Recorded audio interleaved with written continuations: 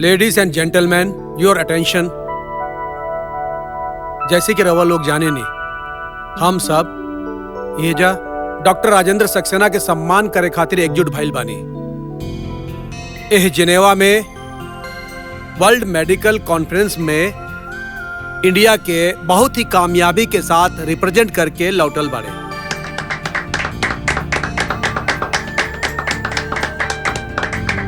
ई सच बा, जब एगो इंसान डॉक्टरी के पेशा के अपनावेला ता ऊ ओही दिन तय कर लेवेले कि ओकर सारा ध्यान, सारा वक्त, सब कुछ मरीजन खातिर होई।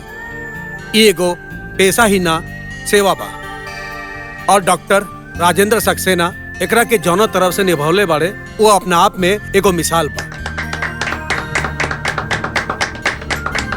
डॉक्टर राजेंद्र, जिनका नाम सुन के मौत जिंदगी में बदल जावेले, खुद जिंदगी में एक ऐसा दौर से गुजरल बाड़े जब उनकर बीबी के मौत उनकर सामने भइल।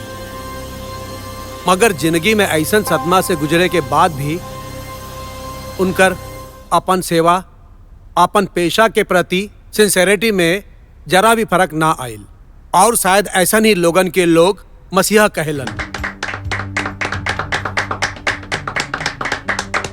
अब हम मेडिकल प्रैक्टिशनर एसोसिएशन के कन्वेनर डॉक्टर रीना पारिक से रिक्वेस्ट करतानी कि वो ई मेमेंटो अपन हाथ से डॉक्टर राजेंद्र सक्सेना के प्रेजेंट करी।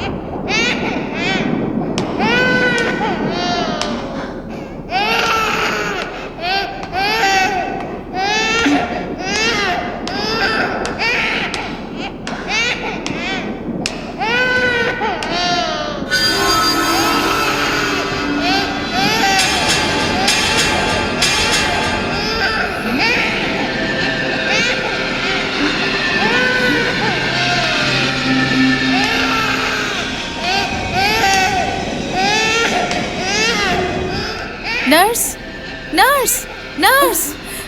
डॉक्टर आप बुलेनी का भइल? तोहरा के सुनाई नहीं खे देत? बच्चा उधर होवत बा।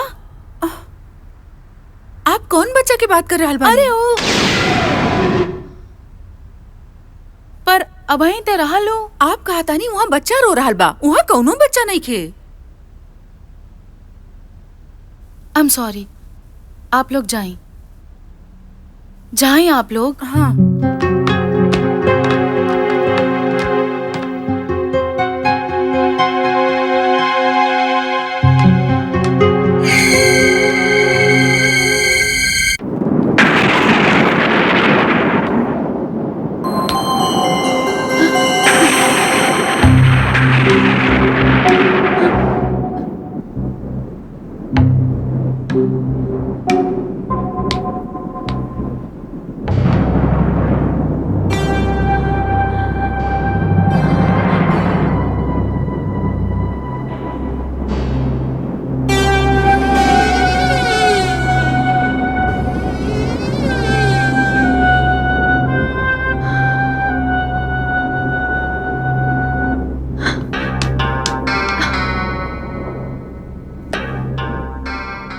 का बात बा? का भइल? पता नहीं रंजना, कुछ अजीब भइल बा हमरे साथे। लगत बा जौन ट्रेन एक्सीडेंट में पेशेंट इहाल रहे, उनकर दिन रात ड्यूटी करत करत थकान सा आ गइल। लेकिन तू तो डरल लागत आड़ू, कुछ तो भइल होई। हाँ, एगो बच्चा के रोए के आवाज आवत रहे और बाहर जाके जब हम देखनी ते हमके बच्चा दिखाई भी देलस, लेकिन फिर गायब हो गइल। वहां ना ही बच्चा के रोए की आवाज रहल और ना ही बच्चा। एगो बात कही, बुरा त ना मनबू। कहा? ई तोहार दिमाग के थकान वकान कुछो ना हो, और वो बच्चा के रोवे के आवाज, तोहरा मन में माँ बने के इच्छा उठल बा। ओह, चुप रहा। हमार बात माना, शादी करला। बस कर अंजना, चुप रहा। कम ऑन रीना, ये तोहार शादी करे के उम्र बा। और वैसे भी कितना सारा डॉक्टरवा तोहरा ऊपर आंख डाल के बैठल बा। कौन डॉक्टर के बात करत अड़ू? यहाँ के सारा डॉक्टर चिड़ी मार हवे, एक नंबर के छटल। सब नर्स परेशान बा। ठीक बा, सब डॉक्टर का छोड़ी, लेकिन एगो डॉक्टर और बा के मोस्ट हैंडसम और एकदम जेंटलमैन। के? कम ऑन रीना, इतना भोली मत बना। हम डॉक्टर राजेंद्र सक्सेना के बात करता नी। डॉक्टर राजेंद्र सक्सेना आपके डॉक्टर बहुत ही कामयाब डॉक्टर हवे, हमरे पहुंच से बहुत दूर। केहू की नजर भले ही ओकरा पे हो, पर ओकरा केहू के देखे के फुर्सत कहाँ बा।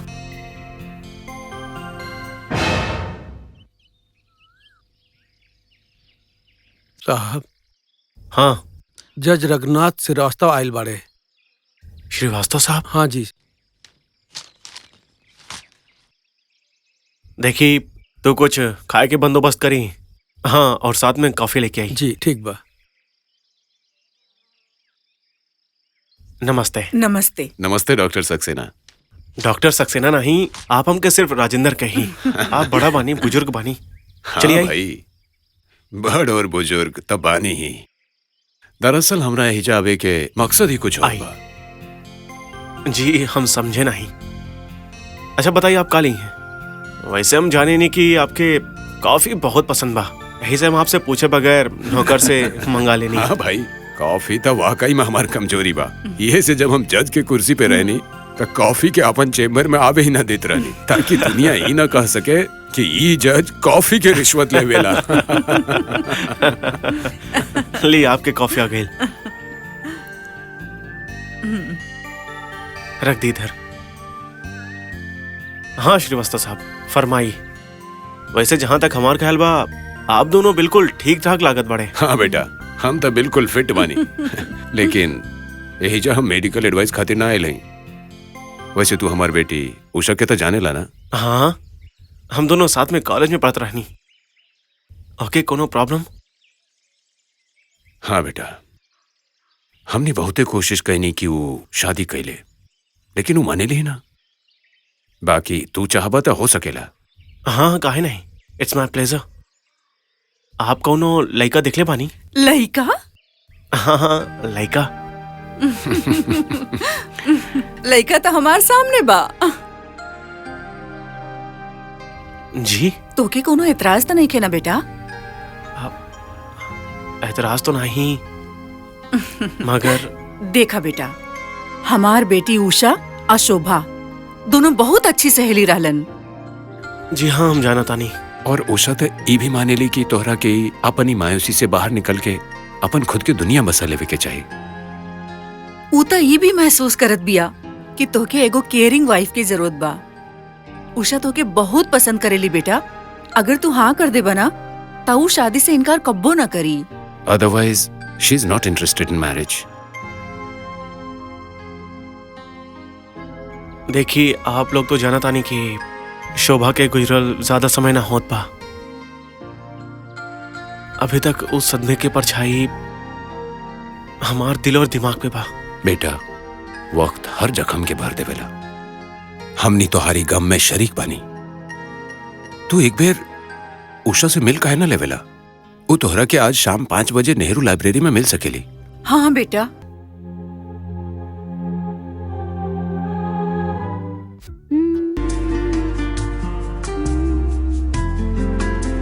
उषा, बेटी Usha. Sorry sweetheart, I am late. Usha, हाँ मम्मी आओ तो नहीं, 2 मिनट। संभाल के 4:30 तू ये बजा दिलू। अब 5 बजे तोके वहाँ पहुँचे के बा। अगर पहुँचे में लेट हो गयलू ना तो तोके रिजेक्ट कर दी बेटा। अरे मम्मी रिजेक्ट काहे करी, कही देव की ट्रैफिक जाम में फंस गल रहनी, यही से लेट हो गई। नहीं तू जाने तोर काम जाने। बाकी तोके वहाँ पहुँचे के बा, तो हर वजह से हम ओके घर गई नहीं। Thank you mummy, thank you so much. अब हम चले, बाय।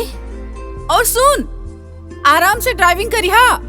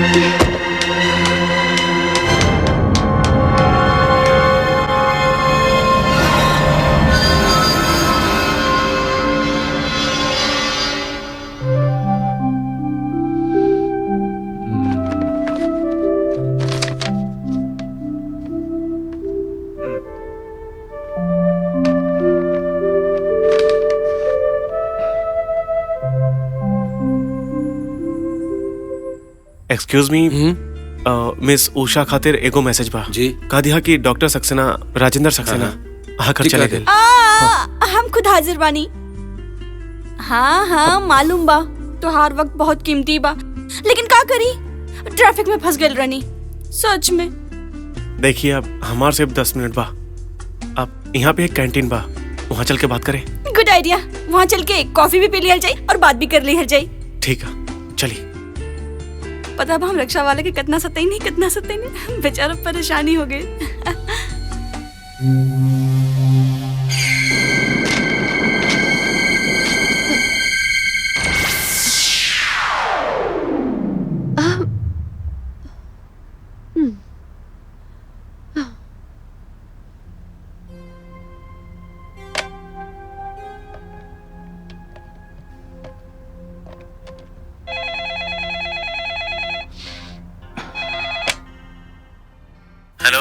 हेलो बेटा।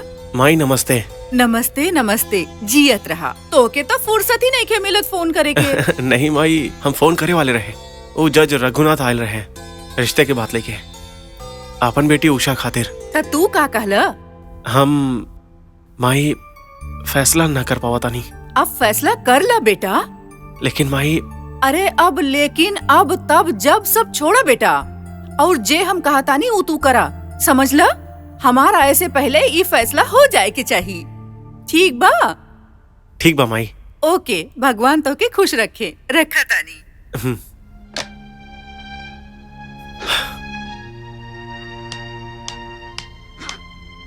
हाय रीना। हाय, आ गई नहीं आप? बहुते ट्रैफिक रहल। हम आपके इंतजार करत रहनी। हमार का है इंतजार करत रहलो? काहे कि जब तक आप ना आए हम ना जा सके नहीं। ले संभाल अपन चार्ज। बाय।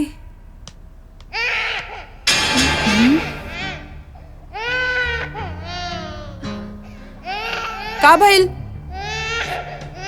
तू बच्चा के रोए की आवाज सुना तड़ो? बच्चा के रोवे की आवाज? कहाँ? बाहर आवाज आवा था।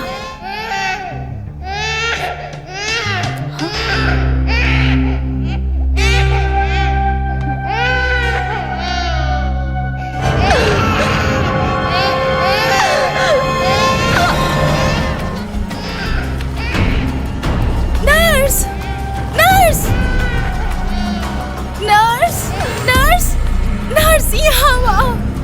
Nurse, nurse, nurse, nurse, nurse. Doctor, आप इतना जोर से काहे चिल्लाता नहीं? कितना जोर की आवाज बा। यहाँ यहाँ तो कोनो आवाज नहीं की आवत।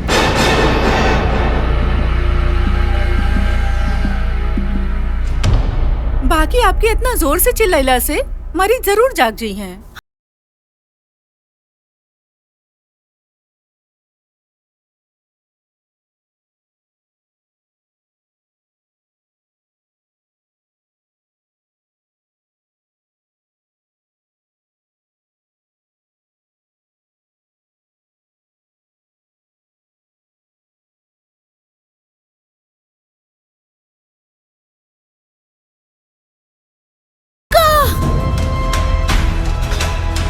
खोला, खोला, खोला, खोला, दरवाजा खोला, खोला। केबा, केबा, केबा, केबा, खोला, खोला। तू बच्चा के रोए की आवाज सुन लो ना। हाँ, वहाँ एगो औरत रहे, तू ओके देख लो ना। हाँ, बोला रीना, बोला। Relax, relax. केहू ना बा हुआ पे, हम केहू बच्चा की आवाज ना सुनी।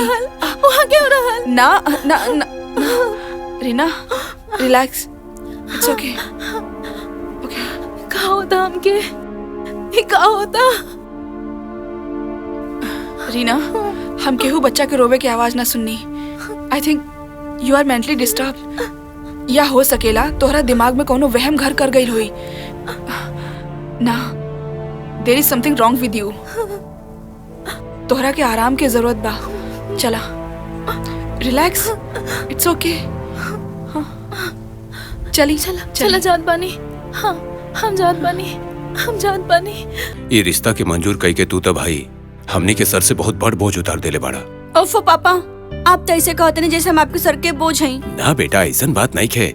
हमार कहे के मतलब तो ई रहे कि बाप के सर पे जो चिंता रहे वो उतर गईल। पापा, ये हर हिंदुस्तानी बाप के पेटेंट डायलॉग होला। डायलॉग में सिर्फ चिंता ही ना, एगो भरपूर खुशी भी बा। बेटी के हाथ पीला करे के। अरे ये खुशी के मौका पे मुंह मीठा कर। खा ला बेटा। नहीं आंटी, हम मीठा ना खाई। अरे मीठा तो खाई के ही पड़ी, यह तो दस्तूर बा। ठीक बा, फिर हमें मिठाई की जगह इसे खा लेता नहीं। एक मिनट, एक मिनट। इस सेवा के मौका उषा श्रीवास्तव के दी। लाई हम के दी। ला बेटा।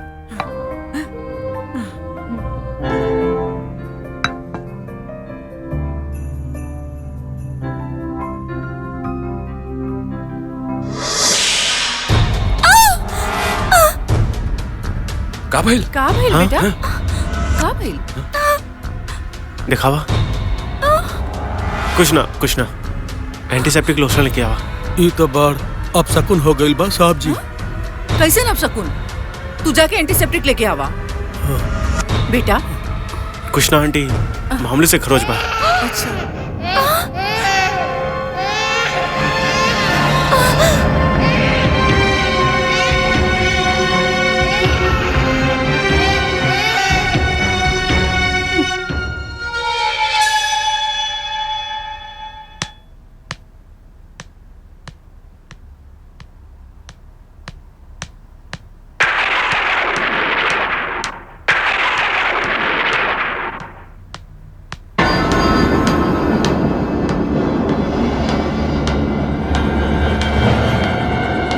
रीना,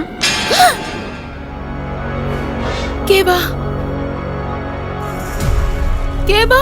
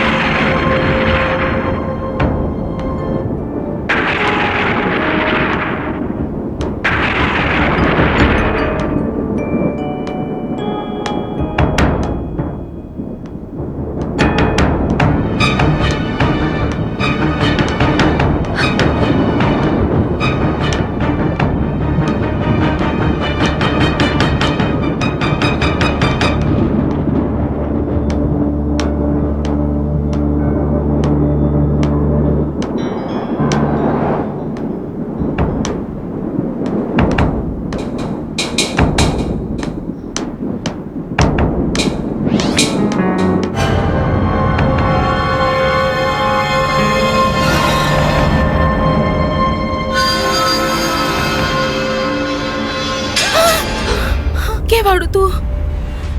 अंदर कैसे आइलो? देखा, तू डरा ना। मगर तू के बाड़ू? और ये बच्चा कौन रोत रहेला? कहा चाहत अड़ू तू हमसे? तू गायब काहे हो जालू? बोला बोला बोलत काहे नहीं? खू के बाड़ू तू? बोला बोला ना। का भइल? केकरा से बात करत तारू? केहू ना बा हुआ पे? वहाँ एक औरत रहे। केहू ना बा हुआ पे? Just relax. और जे कुछ भी हो रहल बारी ना, वो ठीक नहीं के हो रहल। का ठीक नहीं हो रहल बा? वहाँ रहल औरत अभी ये रहे। ये बिना बात के चीखल चिल्लावल, ये बच्चा के रोवे के आवाज, कुछ ना बा। Just relax. और तोहार यह बर्ताव के वजह से नर्स कंप्लेन के ले बा। का? हाँ Reena, just relax, take care, कुछ हो ना बा।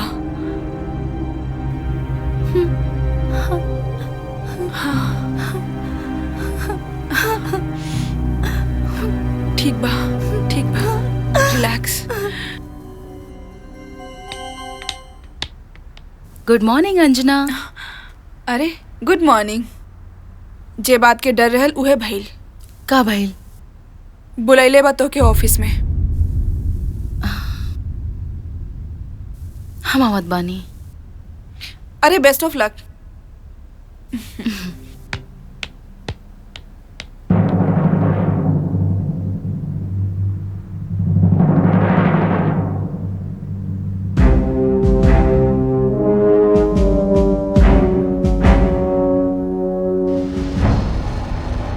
आप कितना साल से प्रैक्टिस कर रहल बानी डॉक्टर रीना? मैम, ये सवाल काहे पूछत बानी? जौन सवाल पूछल गइल बा ओकर जवाब दी। जी 5 साल से। तो का अब तक रहुआ के हॉस्पिटल के कायदा कानून पता नहीं खे? तो का आपके अब इहो समझाए के पड़ी कि हॉस्पिटल में सीरियस पेशेंट रहेलन, चीखे चिल्लाए से वो डिस्टर्ब हो जालन, उनकर नींद टूट जाला और यहाँ तक कि वो डर भी जाले। जी सरू। डॉक्टर रीना, रउआ ही बढ़िया से जाने नहीं कि हम बाहर के लोगन के शोर शराबा करे से कबो भी मना करे नहीं। और रउआ तो ये अस्पताल के एगो जिम्मेदार डॉक्टर बानी। रउआ जे गलती कैले बानी का ई सही बा? सर, हमके बच्चा के रोए की आवाज सुनाई देला और एक औरत दिखेली। हमनी के नर्स लोग सब बता दिहले बड़े डॉक्टर रीना, ना कोनो बच्चा को रोवे के आवाज सुनाई देला और ना कोनो औरत दिखाई देले। ये सब आपके डिस्टर्ब माइंड के उपज ह। हमरा ख्याल से आपके कोनो साइकोलॉजिकल प्रॉब्लम बाटे और आपके डॉक्टर जरीवाला के कंसल्ट करे के चाहिए। I am sorry ma'am. Doctor Reena, आप ये अस्पताल का सेवा कैले बानी, यही से आपके एगो लास्ट वार्निंग दे तनी चाह। एकरे बाद भी अगर आपका चीखल चिल्लाइल जारी रहे तो आपके खिलाफ जरूरी एक्शन लिहल जाए, ठीक है? मैम, हम कोशिश करब आगे से ऐसा कुछ नहीं हुई। प्लीज देखी कि फिर से ना होखे। आप जा सके नहीं।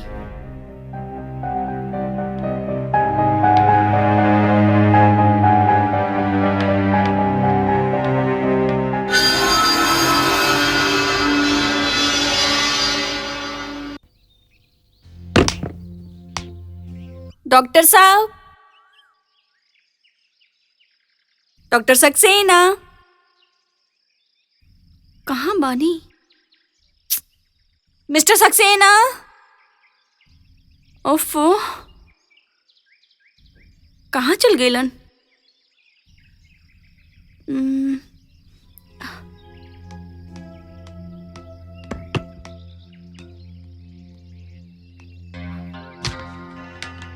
आंटी,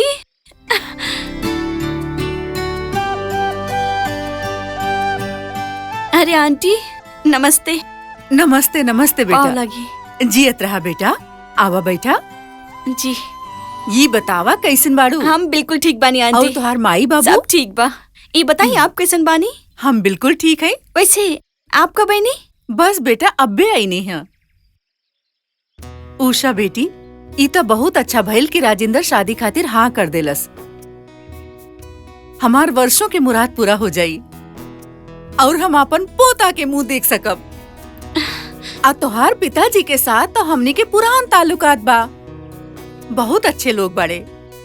और याद बा, तू तो शोभा के साथ आवत रहलू ना? तबियत आंटी, हमें घर के सारे लोग के बहुत अच्छा से जाने नी, और खास तौर डॉक्टर सक्सेना के।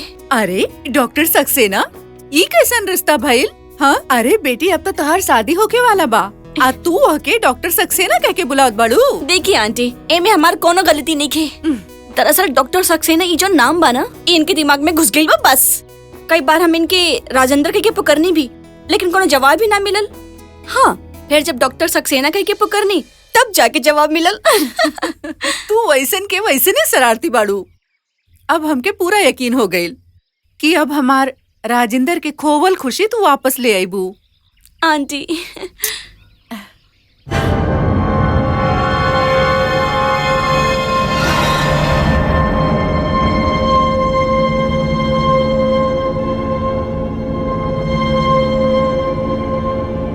हाय, का भइल? इतना डरल काहे बाड़ू? अंजना, हम बहुत हैरान बानी। पता नहीं हमरे साथे का हो रहल बा। जे हमरे दिखाई और सुनाई देला, वो केहू के काहे नहीं दिखाई देला। आखिर ये हो का रहल बा? हो सकेला ऐसन कोनो हादसा भइल होई जेकरा के तू देखले बाड़ू और ओकर असर तोहार दिल और दिमाग पर छाइल होई। नहीं, हम ऐसन कोनो हादसा ना देखनी। हम देखा तनी।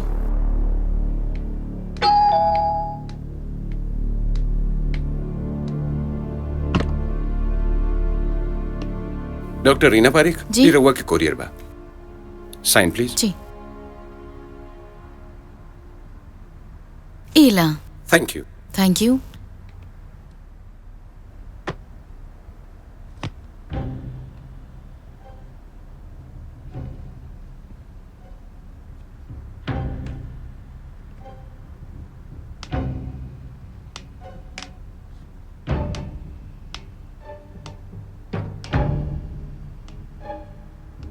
का भइल? दिखावो। Doctor Rajendra Saxena waits Usha Shrivastava. You miss the chance. Anjana, ऐसन कोनो बात नहीं खे। हम डॉक्टर राजेंद्र सक्सेना के कब्बो नजर से नहीं देखली। श्योर? हम वो लाइन में कब्बो ना रहनी।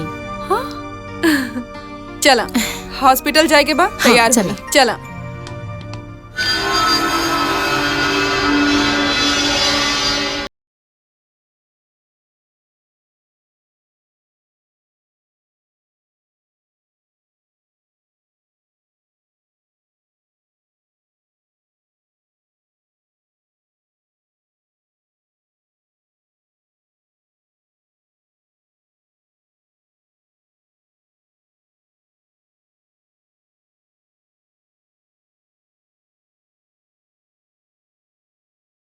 जान के कितना खुशी होत होगी कि तू अपन घर फिर बसाए जात पड़ा।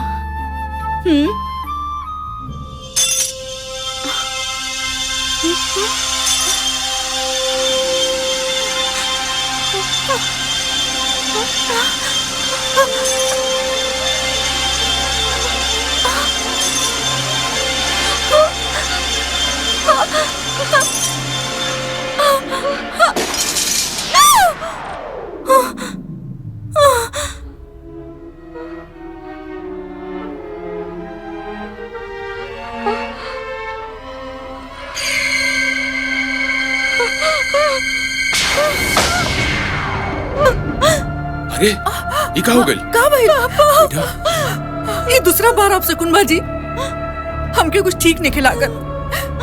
पापा ही का हो रहल बा?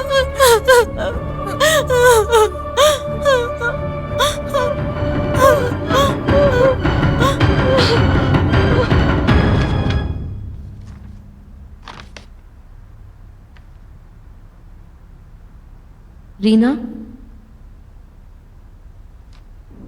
रीना,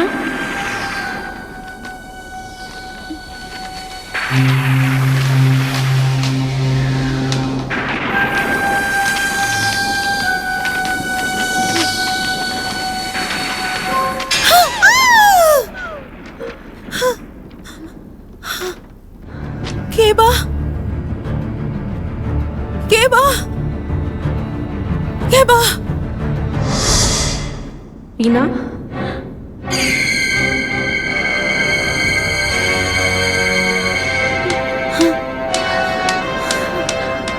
रीना,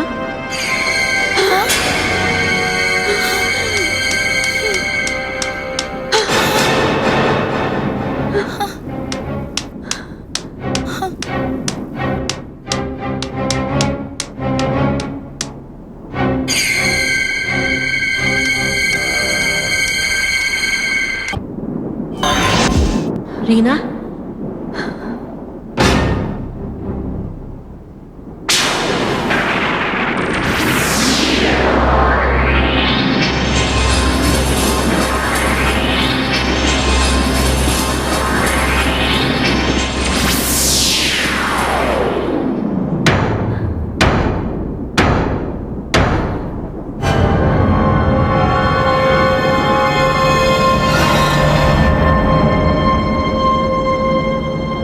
शोभा, हाँ हम तू तो मर चुकल रहलो। मर चुकल रहनी ना, लेकिन अब हम एगो आत्मा है। हाँ, तू हमसे का चाहतड़ू? हमके परेशान काहे करतड़ू? का बिगड़ली हम तोहार? तू हमार कुछ ना बिगड़ ले बाड़ू। इससे पहले कि केहू और का कुछ बिगड़ जाए, तू ओकरा के बचा सकेलू। केकर बात करत बाड़ू तू? जज रघुनाथ की इकलौती बेटी उषा के, जेकर शादी डॉक्टर राजेंद्र सक्सेना से होके जा रहल बा। तोके तो खुश होके के चाहे कि तोरे पति के घर फिर से बसे जा रहल बा। हमार पति के घर ना बस रहल बा, बल्कि उषा के जिंदगी बर्बाद होवे जा रहल बा। के करी होकर जिंदगी बर्बाद? डॉक्टर राजेंद्र सक्सेना। का कहत बाड़ू तू? का ए दुनिया में डॉक्टर राजेंद्र सक्सेना से शरीफ और नेक इंसान के बा? डॉक्टर राजेंद्र सक्सेना डॉक्टर ना बा, एगो हत्यारा हा। वो हमार हत्या कैले बा। ना, हम ये बात ना मान सकेले। पहले हमके लगल कि तू शोभा के आत्मा हो, पर अब हमके लागत बा कि तू शोभा के शक्ल के केहू और बाड़ू। पता नहीं काहे तू इस शादी रुकावल चाहत बाड़ू। पता नहीं तुहार का मकसद बा। चल जा यहाँ से, नहीं तो पुलिस के बुला दे। पुलिस अब हमार कुछ ना बिगाड़ी। हम तोहरा से विनती करतानी, हमार विश्वास करी। कैसे करी हम तोरे बात के विश्वास, जबकि हम जानत बाने कि शोभा के मौत कैसे भइल रहे। चौंका मत रीना, डॉक्टर राजेंद्र सक्सेना सिर्फ हमार हत्या ना कहले बा, बल्कि जे बच्चा के रोवे के आवाज तो का अक्सर आवेला ना, वो हमार कोख में पल रहल 7 महीने के बच्ची रहल, जेकर हत्या डॉक्टर राजेंद्र सक्सेना कहले बा। हम कुछ समझ ना पाइनी। हम समझावत आनी तोहरा के, हम बतावत आनी तोहरा के डॉक्टर रीना कि हमरे संगे का भइल बा। राजेंद्र से शादी के बाद जैसे हर दिन दशहरा और हर रात दिवाली रहे, जिंदगी के दामन जैसे खुशी से भरल रहे। अरे शोभा, तू कहाँ चलाई लू? नौकर चाकर कहाँ पड़े? नौकर चाकर सिर्फ घर के कामकाज के लिए होला, और पति की सेवा के लिए पत्नी। और हम ही हक केहू का ना देहब। भाई तोहार तो हर बात लाजवाब बा। देखी शोभा, अगर इतना प्यार करबू हमसे, तो एक दिन ही डॉक्टर राजेंद्र सक्सेना अपन डॉक्टरी के पेशा छोड़ तार प्यार के मरीज बन जाई। जेके शायर के जबान में कहेले, प्यारे मोहब्बत। वाह, आई डिडंट नो राजेंद्र कि तू शायरी भी करेला। करे नहीं तो नहीं हम, लेकिन तोहार मोहब्बत लागता शायर बना दी हमके। बस करी, अब शायरी वारी छोड़ी और चाय पी। हम नाश्ता लेके आवत आनी। ओके। कब हल Shobha? What happened? Are you okay? चक्कर सा आ रहा बा राजेंद्र। आओ अंदर चली, I'll check you। माई, माई, का बात बा बेटा? माई तोहरा खातिर खुशखबरी बा। बेटा, हमार कान ता एक के खुशखबरी सुने खातिर तरसत बा कि कब हमरे यहाँ पोता आई। अरे हम यही तो बतावे आयल बानी कि शोभा माँ बने वाली बा। तू सच कहत बड़ा बेटा? 100% सच। शुक्र बा भगवान के, लाख लाख शुक्र बा। अब हम तोहके 1.25 मन लड्डू चढ़ाई। बस एगो पोता दे दा हमके। तू चिंता ना करी माई, पोता ही हुई। अरे तू ही कैसे कह सकेला कि पोता ही होगी? ई सब तो भगवान के मर्जी बा, पोता हुई या पोती। माई, तू एगो डॉक्टर के माई बाड़ू। आजकल तो बहुते पहले पता चल जाला कि पेट में पले वाला बच्चा लइका बा या लइकी। सच? ओह शोभा शोभा। का बात बा डॉक्टर साहब, आज लगत है आपका हॉस्पिटल जाए के मूड नहीं खे। चल जाइब शोभा। शोभा, तू आज हमके ऐसन खबर देले बाड़ू जेके हमके बहुत दिनों से इंतजार रहे। और बहुत जल्द हमार प्यार के निशानी हमार गोद में हुई। पता बा राजेंद्र, आपके बेसब्री देख के हमार जी करेला कि 9 महीना ना 9 दिन में ही माँ बन जाए। कहा था शोभा, देखी मेडिकल साइंस बहुत एडवांस हो गई बा, लेकिन इतना भी एडवांस नहीं के हो गई कि 9 महीने के काम 9 दिन में हो जाई। हाँ, लेकिन अभी पता लगा मुश्किल ना बा कि आवे वाला मेहमान लड़का बा कि लड़की। अब इससे का फर्क पड़ेला, लड़का हो या लड़की? जे भी हमका भगवान देई वो आपके प्यार की निशानी हुई, और हमरा लिए इहे बहुत था। नहीं शोभा, हमारा पहला बच्चा लड़का ही होगी। ओह शोभा, शोभा आई लव यू शोभा। का बात बा डॉक्टर साहब, आज लगा था हॉस्पिटल जाके मूड नहीं खे। चल जाए शोभा। शोभा तो ऐसे खबर देले वालों की जेके हमके बेसब्री से इंतजार रहे, और बहुत जल्द हमार प्यार की निशानी हमार गोद में हुई। पता बा राजेंद्र, तोहार बेसब्री देख के हमार जी करेला कि 9 महीना ना 9 दिन में ही माँ बन जाई। कहा था शोभा, देखी मेडिकल साइंस बहुत एडवांस हो गई बा, लेकिन इतना भी एडवांस ना भइल बा कि 9 महीना के काम 9 दिन में हो जाई। हाँ, लेकिन अभी पता लगा मुश्किल ना बा कि आवे वाला मेहमान लड़का बा कि लड़की। अब इसे का फर्क पड़ेला कि लड़का है कि लड़की? और जे भी हमके भगवान देई वो आपके प्यार के निशानी हुई, और हमरा लिए इहे बहुत था। नहीं शोभा, हमारा पहला बच्चा लड़का ही होगी। माई की भी यही इच्छा बा। इमे तो सिर्फ भगवान की इच्छा हो सकेला, तोहरा और हमरा हाथ में तो कुछ नहीं खे। काहे नहीं, एक टेस्ट से पता चल जाए कि लड़का बा कि लड़की। देखी हम तोरा के कल डॉक्टर प्रसाद के यहाँ ले चलब। ना राजेंद्र, हम कहीं ना जाइब। हम ओकरा खुशी खुशी एक्सेप्ट कर ले हब, जे भगवान तोहरा निशानी के रूप में हमके पहली बार देई। शोभा, राजेंद्र प्लीज। शोभा, ना, हम कहीं ना जाइब।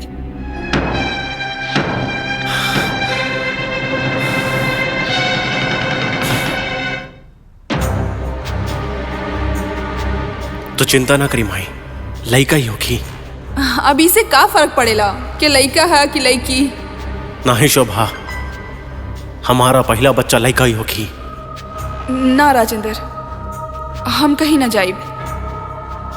हम ओकरा खुशी खुशी एक्सेप्ट कर ले हब, जे भगवान तोहरा निशानी के रूप में हमके पहली बार देई।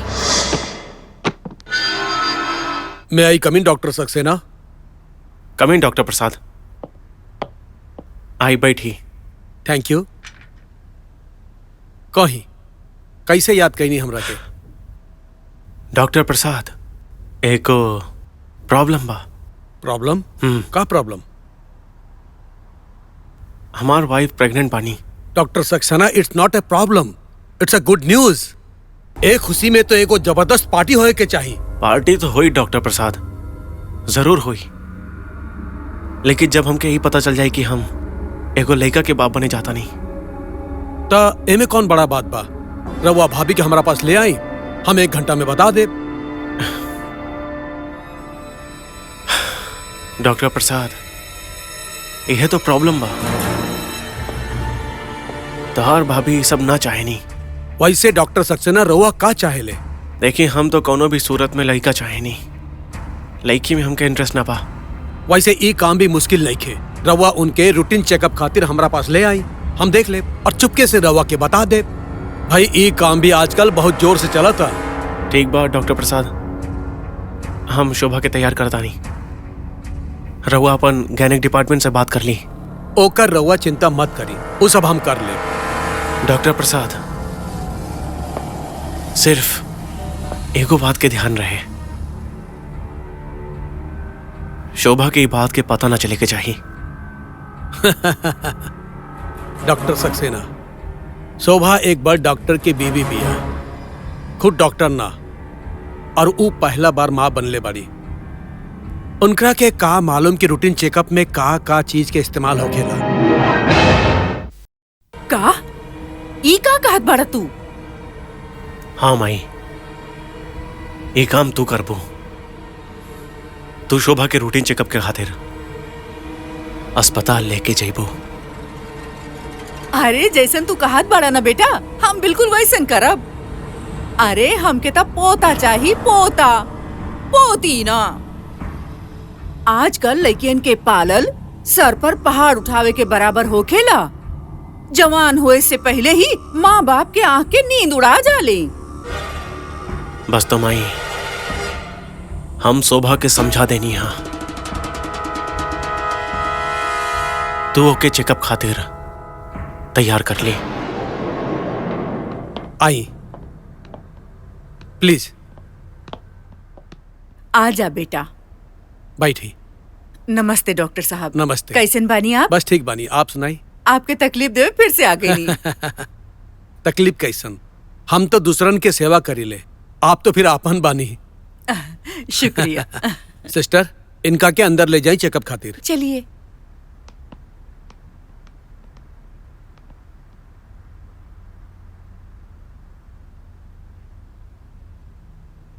Yes sister, wait. 72 doctor. BP, 125/80। Heartbeat, 70।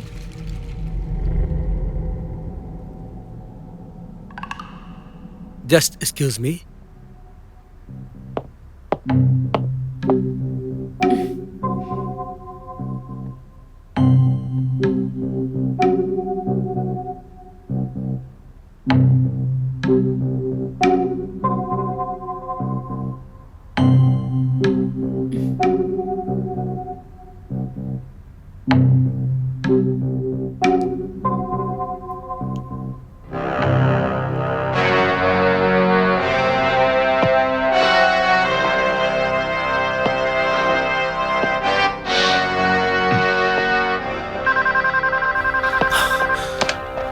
हाँ डॉक्टर प्रसाद।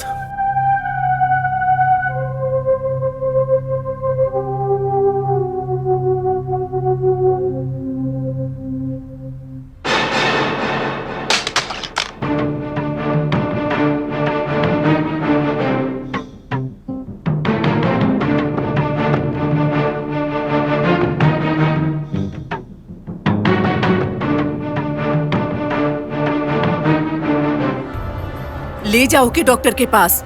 अब बोल दिया कि हमके बेटी ना चाहिए। लेकिन माई, ओ शोभा। का बात बा राजेंद्र? का हम समझी कि हम अपन बेटा गंवा देनी? अब वो हमार न रहल, अपन पत्नी के हो गई। बेटा हम तो के जन्म देनी है, तू हमार बेटा हा, यही से ता तू बहू लाइला।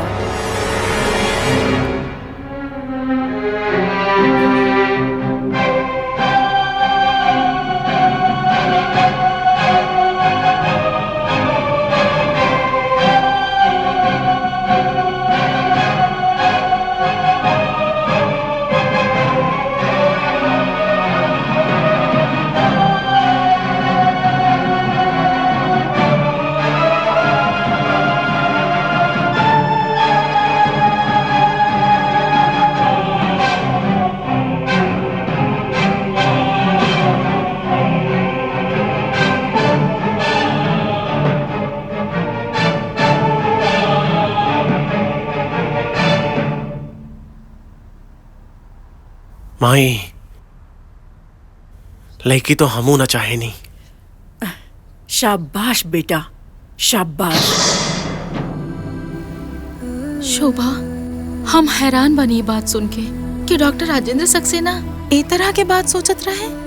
हाँ डॉक्टर रीना, और ओसे भी ज्यादा ओकर माँ, जे खुद एक औरत बिया, जे बेटी बनके एगो बाप के घर में जन्म लिहलस। शोभा, ये बात सुन के हमार रोआ खड़ा हो गई। ये तो कुछ भी नहीं खे, एके आगे जो भइल उता इहो से ज्यादा भयानक रहे। आगे सुनी। ये तू कहा ताड़ू? तू तो हम कुछ बुरा कहता नहीं। लेकिन तोहरा के कैसे पता चलल कि हमरा कोख में बेटी पल रहल बा? तू तो हमरा के रूटीन चेकअप के लिए भेजले रहला माई के साथ। हाँ तो अब समझनी,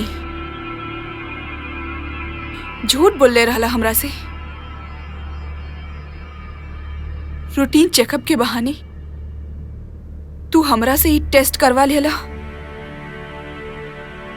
विश्वासघात कैला तू हमरा संग राजेंद्र। शोभा, तू हमके गलत समझा ताड़ू। देखी, वो टेस्ट सिर्फ ई देख के खातिर रहेगी कि हमार आवे वाला बच्चा हेल्दी बा कि ना।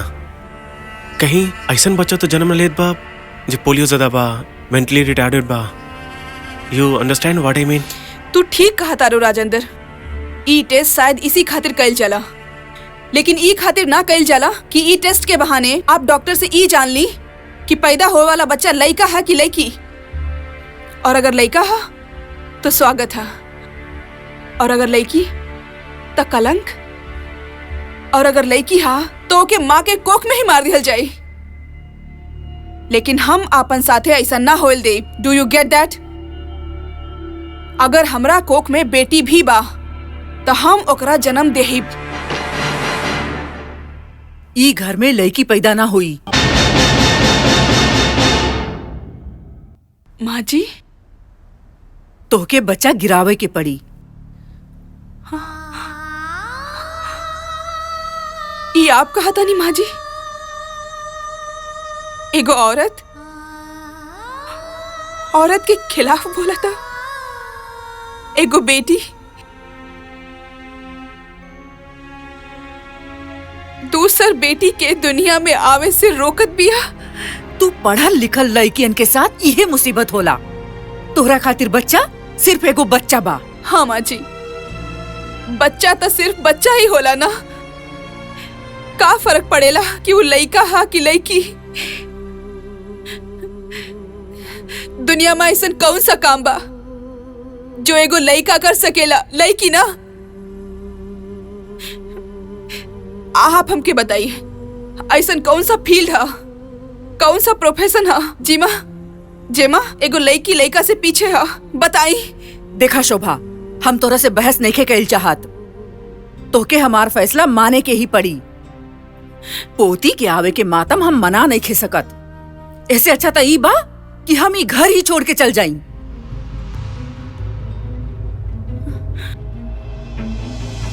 शोभा, माई जाता नहीं। देखिए उनके रोकी। ई बात खातिर तो हम ओकरा के हरगिज ना रोकब। शोभा, अगर तू और माँ जी चाहवा तो हम ये घर जरूर छोड़ सकेली।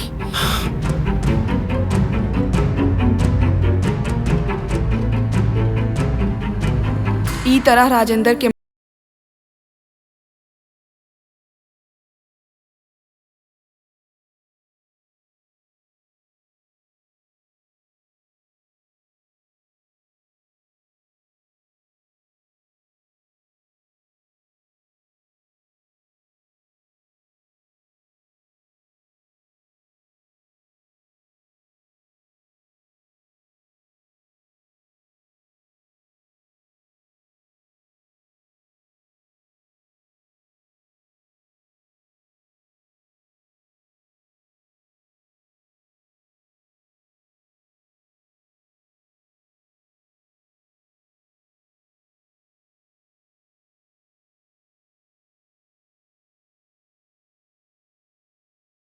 हम हार गए नहीं, तू जीत गई लो।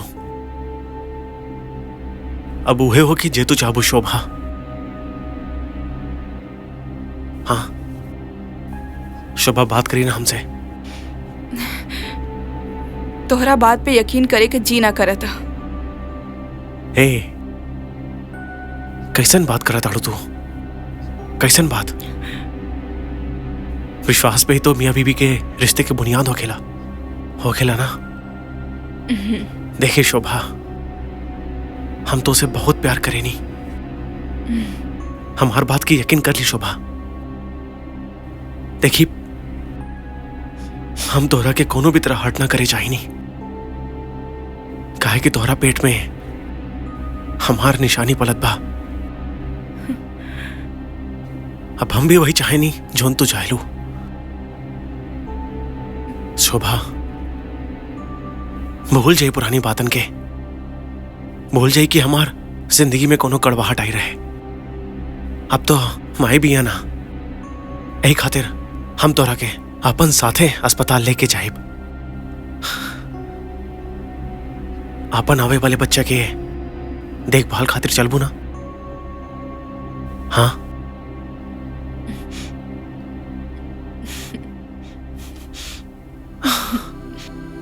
और फिर राजेंद्र के बात सुन के हमके ऐसन लागल कि हमार गोद फिर से हरा हो जाई। यही कसमकस में 7 महीना बीत गए। बहुत खुश रहनी हम कि 2 ही महीने बाद हमार बेटी दुनिया में आ जाई।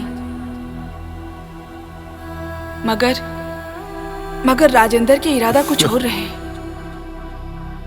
वो हमके कोनो ऐसन दवाई देत रहे जैसे हमरा के एसिडिटी की शिकायत होत रहे।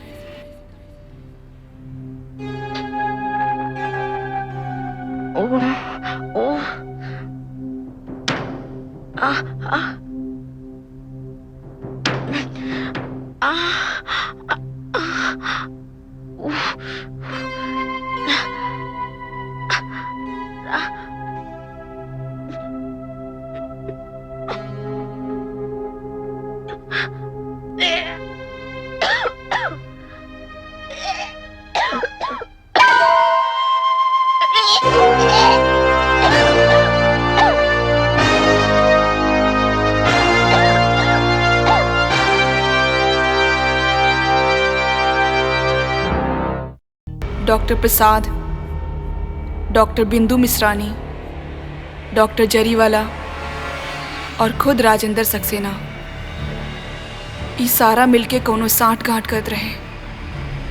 राजेंद्र तब हो न चाहत रहे कि हमार बेटी दुनिया में आवे।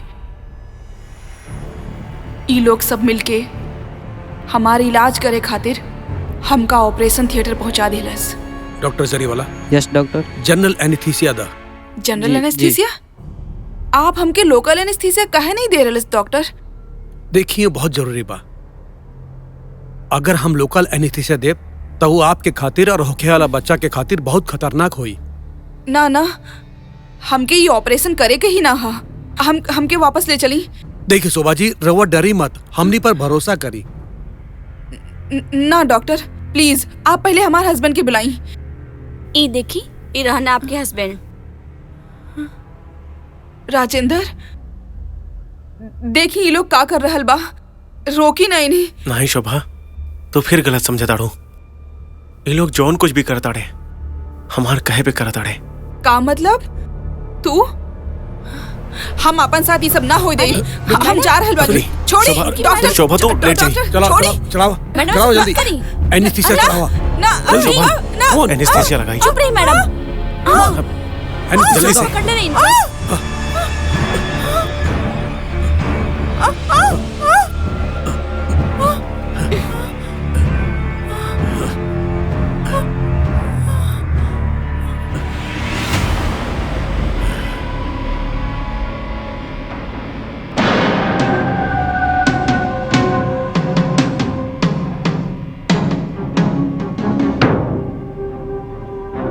शुरू करी।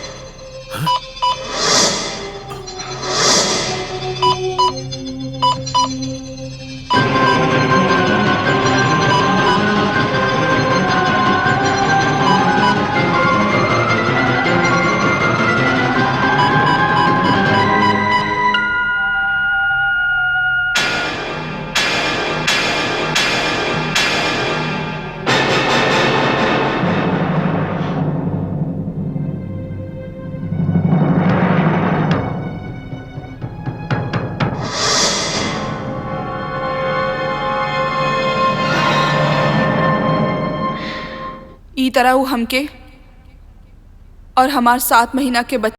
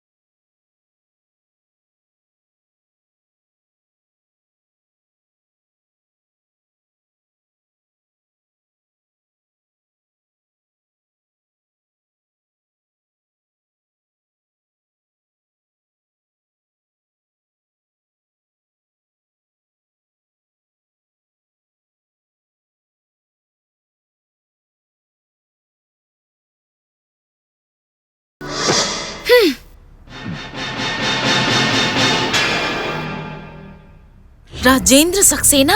डॉक्टर रीना का बात बा? ये कोनो तरीका बा अंदर आवे के? पागल हो गेल बाड़ू? हम पागल नहीं खे, पूरा होश हवास में बानी। आपके पता बा डॉक्टर, एक सच्चाई आयल बा हमरे सामने। कौन सी सच्चाई? तोहरी पत्नी शोभा के मौत ऑपरेशन नाकाम होवे के वजह से ना भइल रहे, बल्कि तू ओकरा और अपन होए वाले बच्चे की मर ले रहा। का बकवास करत आड़ू तू? ऐसे पहले भी हमके रिपोर्ट मिलल रहे कि तू अस्पताल में आके चीखत रहलू, सीरियस पेशेंट के डिस्टर्ब करेलू, मगर अब तो लागेला तो बिल्कुल पागल हो गए बाड़ू। हमके पागल कहे से तू ऊ घिनौना अपराध से ना बच सकेला। डॉक्टर राजेंद्र सक्सेना, तू एक खूनी है।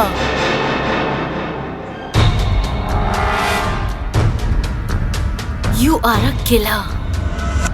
Nurse, nurse, nurse. Yes sir. ई डॉक्टर पारेख पागल हो गई बा, ले जाइए कहीं से। हम पागल ना है, हाथ ना लगाइया हमके। राजेंद्र, तू एक खूनी हवा, तू अपन बीबी बच्चा के खून कहला हा। हम देख लेब तो के। नर्स, ले जाइए के। हाथ ना लगाओ हमके, तू एक हत्यारा हवा राजेंद्र। डॉक्टर रीना के कईयों दिन से एगो बच्चे के रोवे की आवाज केहू औरत के नजर आईब। ये सब पागलपन तो हो सकेला, मगर ओके शोभा के बात कैसे मालूम भइल, जबकि ये बात हम लोगन के अलावा केहू और के मालूम ना रहे। ए बात के हैरानी तो हमहू के बा, पता ना। और आजो के तेवर देख के हमके ही लागल की केहू ई मामले में चुप ना रहे वाली बा। अगर ये बात केहू और के मालूम हो गई तो हम सब मुसीबत में पड़ जाए। राहुल ख्याल से अब हमने के का करे के चाहिए डॉक्टर सक्सेना? डॉक्टर रीना, कौनो भी हाल में अस्पताल के बाहर ना जाए के चाहिए।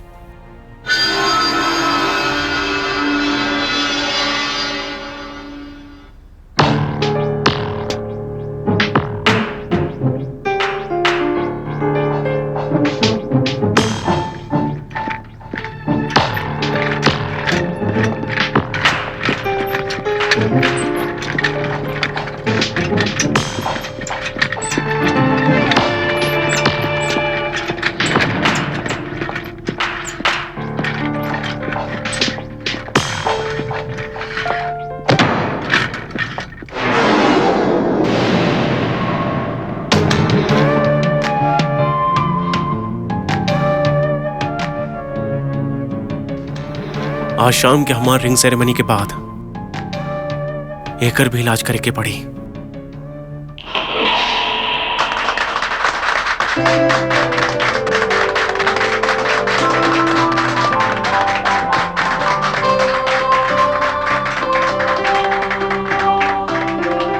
उपस्थित तमाम लोग सन, जैसा कि आप लोग जाने लें, हमार बेटी उषा और डॉक्टर राजेंद्र सक्सेना के शादी 25 जुलाई के तय हो चुकल बा।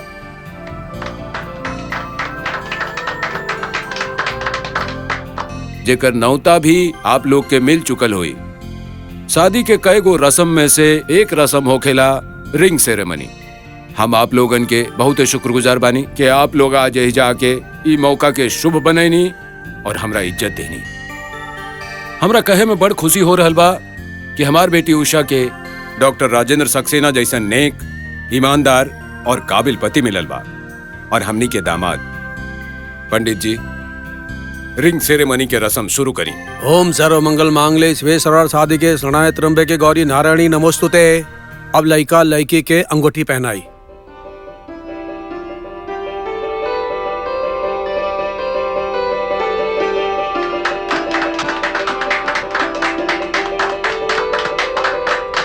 अब लड़की लड़का के अंगूठी पहनाई।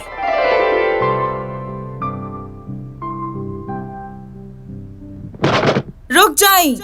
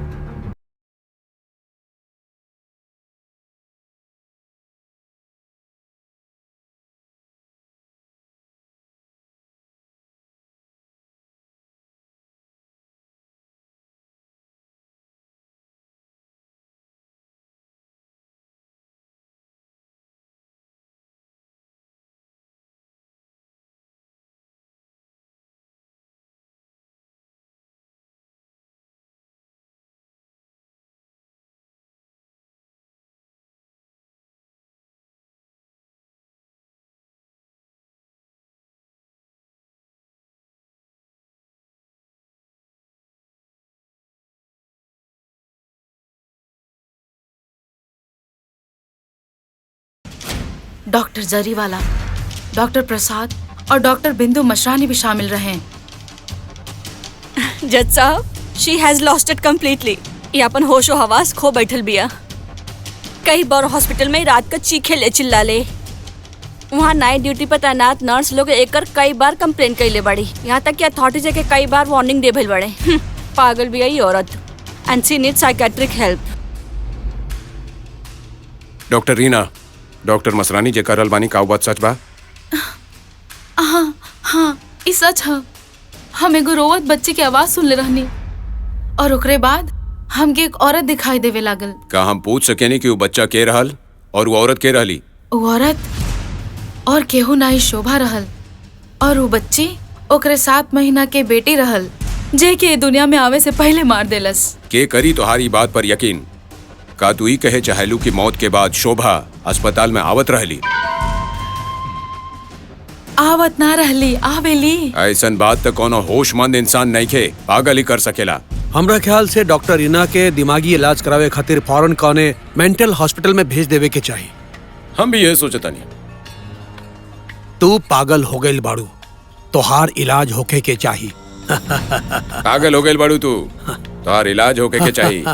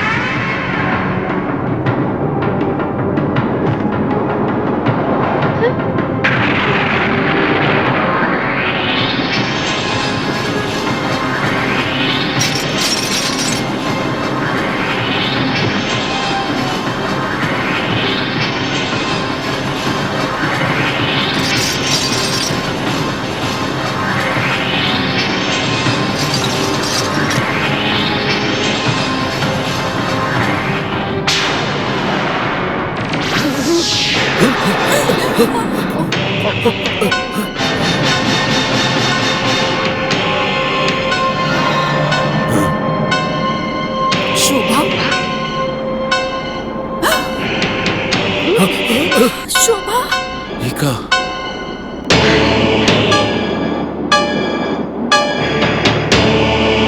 शोभा, हाँ हम शोभा। डॉक्टर रीना पागल ना हा।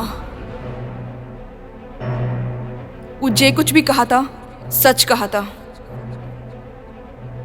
हमार मौत कोनो ऑपरेशन के नाकामी के नतीजा ना हा। हमरा के मार दिहल गईल रहे। तोहरा मारे के वजह? हम माँ बने वाली रहनी। डॉक्टर राजेंद्र और उकर माई बेटा चाहत रहे। जब ओकरा ई पता चलल कि हमरा कोख में बेटा ना बेटी हा, तो ऊ हमरा के बच्चा गिरावे के कहला।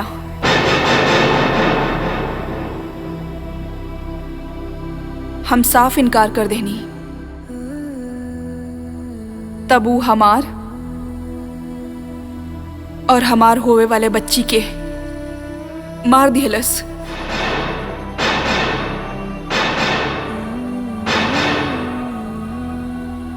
हम केहू से ना, सिर्फ राजेंद्र से पूछा तानी, ई सच बा के ना? हाँ हाँ, ये सच बा। का ई सच ना हा कि ई सब भी ऊ कत्ल के साजिश में शामिल रहे?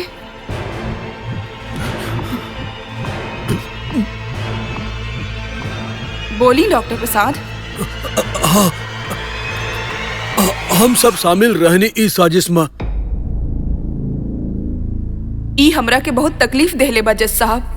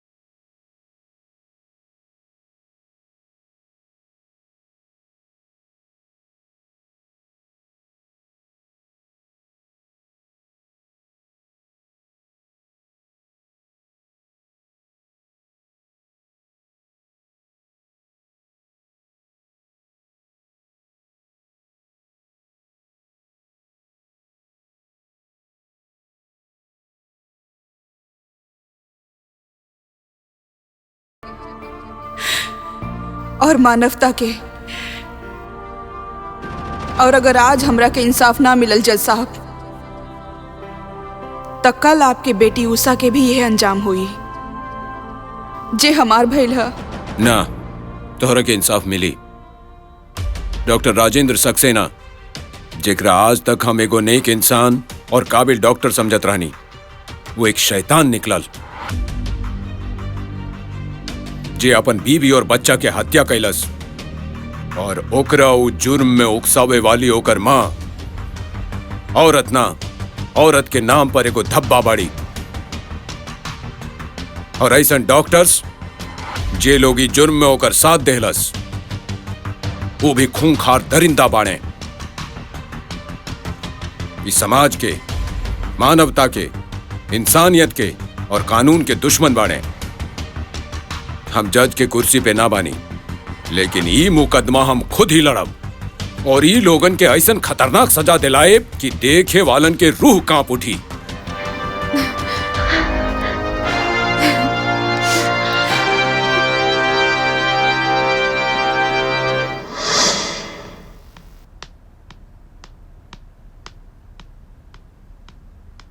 Good morning ma'am. Good morning.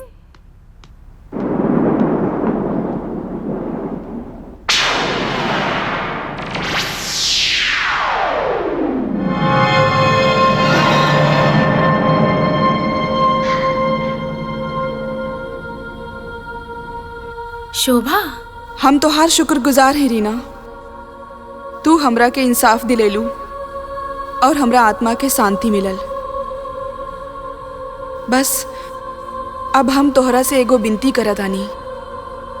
बिनती ये खातिर कि तू एगो औरत हो और साथे एगो डॉक्टर भी।